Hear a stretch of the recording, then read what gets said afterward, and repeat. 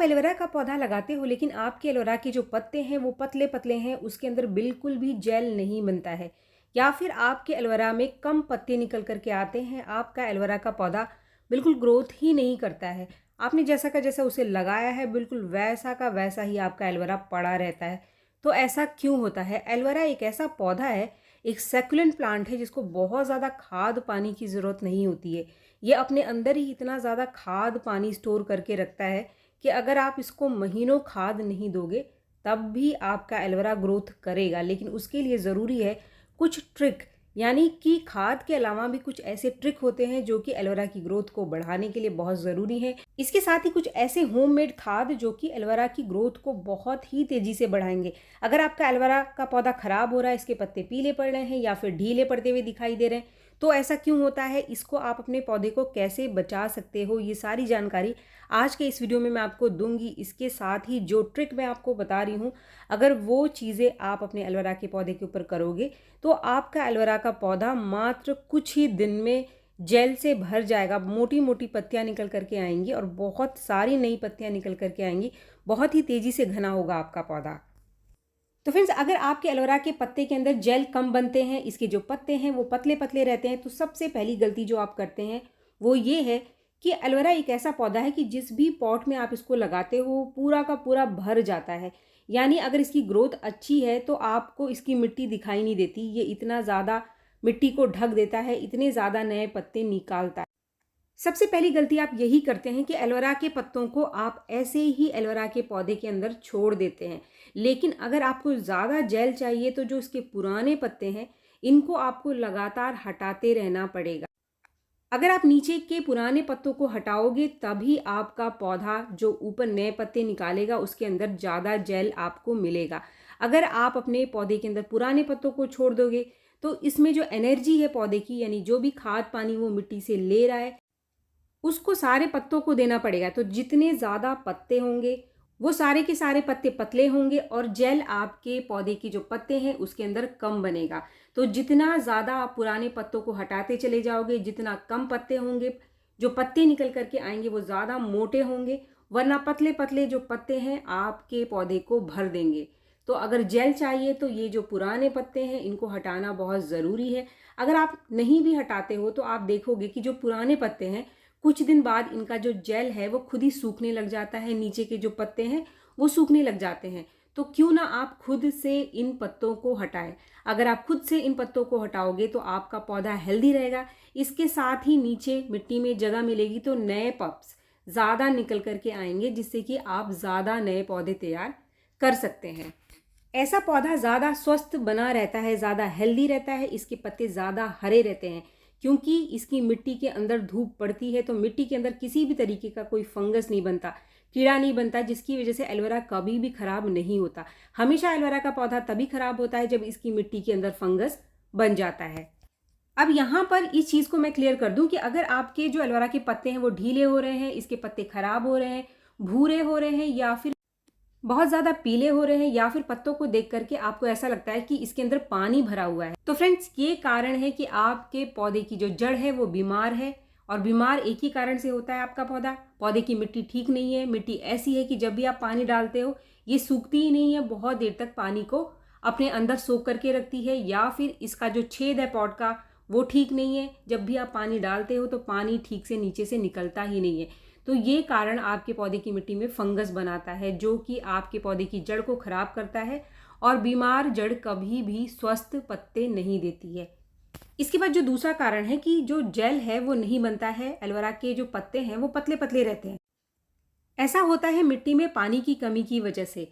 अगर आप अपने एलोवेरा के पौधे की मिट्टी को बहुत ज़्यादा सुखा देते हैं, एलोवेरा एक सकुलेंट प्लांट है, एक्स्ट्रा पानी की ज़रूरत नहीं है, ओवर वाटरिंग की ज़रूरत नहीं है, लेकिन मिट्टी मॉइस्ट रहनी चाहिए।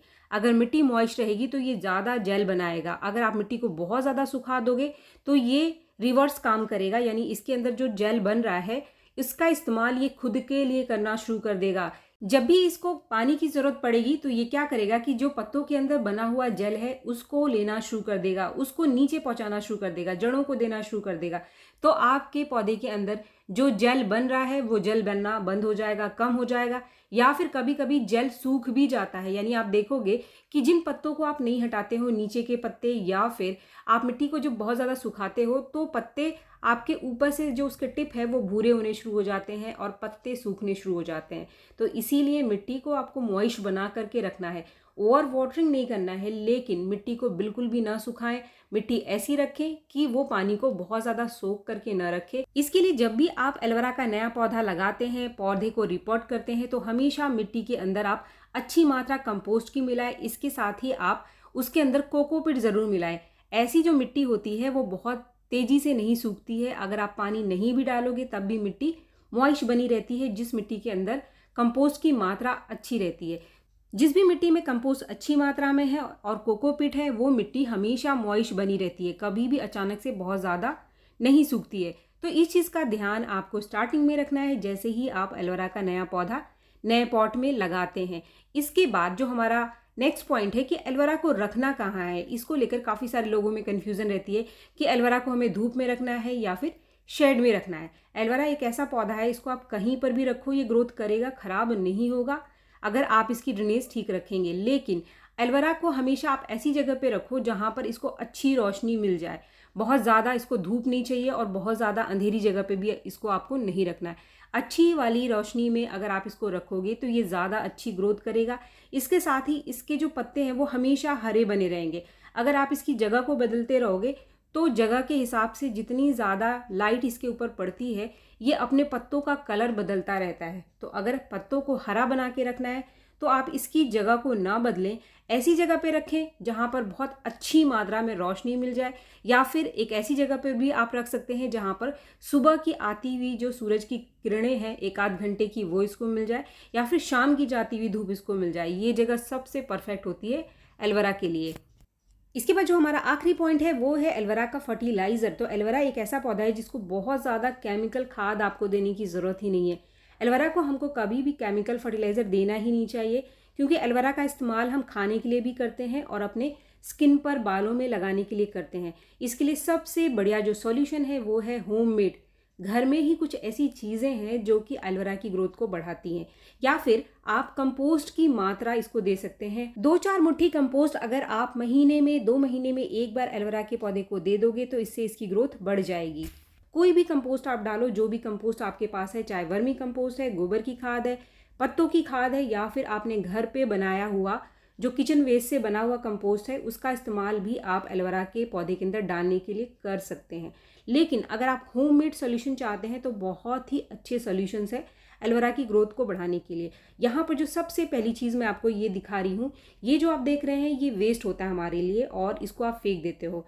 आप जिस भी डब्बे में चाय की पत्ती रखते हैं, चाय बनाने के लिए चाय की पत्ती, तो उसके जो नीचे कुछ पाउडर सा बच जाता है, उस पाउडर को आप कभी भी मत फेंको। उसका इस्तेमाल आप अपने एलोवेरा के पौधे में करके इसकी ग्रोथ को बढ़ा सकते हैं। इसके अंदर बहुत अच्छी मात्रा में नाइट्रोजन है और भी कुछ ऐसी चीज़ें हैं जो कि एलोवेरा की ग्रोथ को बढ़ाने में मदद करती हैं।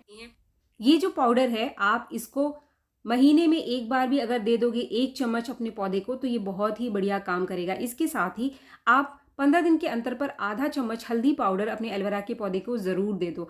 आप इस खाद के साथ भी दे सकते हैं, यानी जो मैंने चाय की पत्ती का पाउडर बताया, 1 चम्मच चाय की पत्ती के साथ आप आधा चम्मच हल्दी पाउडर भी दे सकते हैं। अगर आपके पास चाय की पत्ती का पाउडर नहीं है तो आप सिर्फ चाय की पत्ती का इस्तेमाल भी कर सकते हैं। यहाँ पर जो दूसरी चीज़ मैं आपको दिखा रही हूँ, ये जो चीज़ आप देख रहे हैं ये है यूज्ड टी, यानी जो चाय की छन्नी में बच जाती है उसको धो करके सुखा कर भी आप एलोवेरा में अगर दोगे तो एलोवेरा बहुत ही बढ़िया ग्रोथ करता है। ये जो चाय की पत्ती है, सुखाने के बाद आप 3 चम्मच से लेकर के 5 चम्मच तक महीने में आप अपने पौधे को अगर दोगे तो बहुत सारे नए पत्ते बनाएगा, क्योंकि इसके अंदर बहुत अच्छी मात्रा में नाइट्रोजन है। अगर आप अंडे खाते हैं तो आप अंडे के छिलकों का चूरा बना लो या फिर पाउडर बना लो। अंडे के छिलकों के साथ अगर इसको आप इस्तेमाल करोगे तो आपके पौधे की ग्रोथ डबल हो जाएगी। यानी जो अंडे के छिलके हैं वो भी एलोवेरा के पौधे की ग्रोथ को बढ़ाने में बहुत ज़्यादा मदद करते हैं। अगर आप नहीं खाते हैं तो कोई दिक्कत नहीं है, आप सिर्फ ये चाय की पत्ती भी अगर डालोगे एलोवेरा में तो भी एलोवेरा बहुत ही बढ़िया ग्रोथ करता है। मान लीजिए आपको अंडे के छिलके नहीं डालने हैं या फिर इस तरीके से इस्तेमाल चाय की पत्ती आप नहीं डाल पा रहे हैं, तो इसके लिए जो सबसे बढ़िया और बेस्ट सोल्यूशन होता है वो होता है कॉफ़ी पाउडर का, क्योंकि जो कॉफ़ी पाउडर है इसके अंदर सारी ही चीज़ें मिल जाएंगी जो एलोवेरा को चाहिए, जैसे कि कैल्शियम जो कि हम अंडे के छिलके से लेते हैं, या फिर नाइट्रोजन का बहुत ही बढ़िया सोर्स है। तो इसको इस्तेमाल करने का जो सबसे आसान तरीका है वो ये है कि एक पैकेट आप ले लो या फिर आप आधा चम्मच कॉफ़ी पाउडर ले लो। आपको जितना पानी में इसको घोलना है, देखिए मैंने सिर्फ यहाँ पे आधा लीटर पानी लिया है क्योंकि बहुत ज़्यादा पानी मुझे नहीं चाहिए अपने पौधे के अंदर डालने के लिए। ये एक पैकेट मैंने घोल दिया। अब इसके साथ मैं आधा चम्मच हल्दी पाउडर भी घोल रही हूँ। फ्रेंड्स, हल्दी पाउडर का इस्तेमाल एलोवेरा के पौधे के लिए बहुत ही बढ़िया है। हल्दी पाउडर आपके पौधे की जो जड़ है ना उसको स्वस्थ रखता है और मिट्टी में लगे हुए कीड़े और फंगस को ठीक करता है। अब ये पानी आप महीने में बस एक बार दे दो, बहुत ज़्यादा नहीं देने की ज़रूरत है आपको कि आपको बार बार डालना है। बस महीने में एक बार आप दे दो, एलोवेरा बहुत ही बढ़िया ग्रोथ करेगा। बस एक पॉइंट जो कि बहुत इंपॉर्टेंट है, इसका आपको ध्यान ज़रूर रखना है। जब भी आप कोई खाद अपने पौधे को देते हो, चाहे वो पाउडर फॉर्म में दोगे, चाहे वो पानी में घोल करके आप दोगे, पानी आपको देना है। लेकिन जब आप पानी देते हो तो जब तक ये पानी सूख न जाए, यानी आपको लगे ना कि अभी पौधे को पानी देने की ज़रूरत है, तब तक कोई पानी आप अपने पौधे में न डालें। जब ये पौधा इस खाद को सोखेगा तो इसका असर आपके पौधे के ऊपर ज़्यादा मिलेगा। इसके साथ ही मिट्टी के अंदर लगे कीड़े और फंगस ठीक हो जाएंगे। अगर आपकी मिट्टी गीली है और फिर से आप पानी दे दोगे तो ये खाद देने का और हल्दी पाउडर देने का हमारे पौधे के ऊपर ज़्यादा असर नहीं मिलेगा। इसके बाद जो आखिरी फर्टिलाइज़र है जो आपके पौधे की जो ग्रोथ है उसको डबल कर देगी, ट्रिपल कर देगी, 10 गुना बढ़ा देगी, 100 गुना बढ़ा देगी, वो खाद क्या है? ये जो खाद है सीधा आपके पौधे की जो जड़ है इसके ऊपर असर डालती है। इस खाद को बनाने का जो तरीका है ये बहुत ही आसान है। ये भी एक होममेड फर्टिलाइज़र है। इसको बनाने के लिए सिर्फ आपको चाहिए घर के किचन में निकलने वाले जो लहसुन के छिलके हैं, इसका इस्तेमाल आपको इसके अंदर करना है। इसके इस्तेमाल के लिए आप कुछ 2-4 दिन के जो लहसुन के छिलके होते हैं उसको भिगो करके रख दो। इसके बाद ये जो पानी बचता है, ये जो पानी है ये बहुत ही बढ़िया काम करेगा एलोवेरा की जड़ के ऊपर। तेजी से आपका एलोवेरा का पौधा घना होगा क्योंकि जड़ की ग्रोथ जैसे ही बढ़ेगी तेजी से नए पप्स यानी कि नए पत्ते निकल करके आने शुरू हो जाएंगे। तो ये लिक्विड मैंने पहले से ही बना करके रखा हुआ था। ये एक दिन पहले ही मैंने छिलकों को भिगो दिया था। अब मेरा लिक्विड तैयार है पौधे के अंदर डालने के लिए। आपको गीले छिलकों का इस्तेमाल नहीं करना है, हमें सिर्फ लिक्विड चाहिए। इसके लिए आप थोड़ा सा ये वाला पानी ले लो, यानी कि जो लहसुन का पानी हमने भिगो करके रखा है इसको मैं ले लूँगी और थोड़ा सा और पानी मिलाकर इसको आप पहले डाइल्यूट कर लो।